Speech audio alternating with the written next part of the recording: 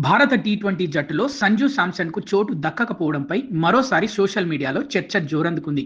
BCCI chief selector Ajit Agarkar Sanju శాంసన్‌ను నిలకడలేని ప్రదర్శన కారణంగానే పక్కన పెట్టారని అభిమానులు పేర్కొంటూ అందుకు విరుద్ధంగా గణాంకాలను సోషల్ మీడియాలో పంచుకుంటున్నారు.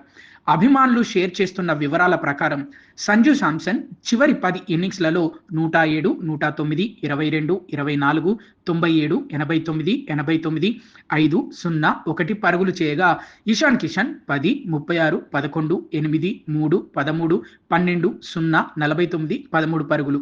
ఇక తిలక్ వర్మ విషయానికి వస్తే 1, 44, 27, 21, 8, 19, 55, 13, 24, 3 పరుగులు. ఇక అభిషేక్ శర్మ విషయానికి వస్తే 68, 0, 10, 9, 52, 49, 0, 59, 43, 10 పరుగులు. ఇక వైభవ్ సూర్యవంశీ 2 ఇన్నింగ్స్లలో 14, 13 పరుగులే చేశాడు.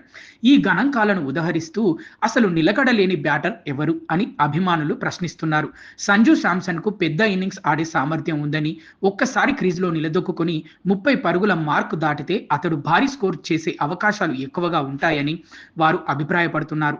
అంతేకాకుండా సంజు పెద్ద స్కోర్లు చేసిన మ్యాచ్ల్లో భారత జట్టు విజయాలు కూడా ఎక్కువగా వచ్చాయని పోస్టుల్లో పేర్కొంటున్నారు.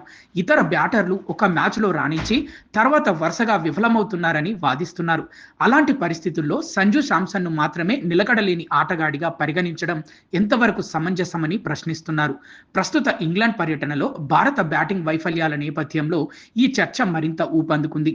గౌతమ్ గంభీర్ నేతృత్వంలోని జట్టు యాజమాన్యం సంజు శాంసన్ విషయంలో మరోసారి పునరాలోచించాలని అభిమానులు సోషల్ మీడియా వేదికగా డిమాండ్ చేస్తున్నారు.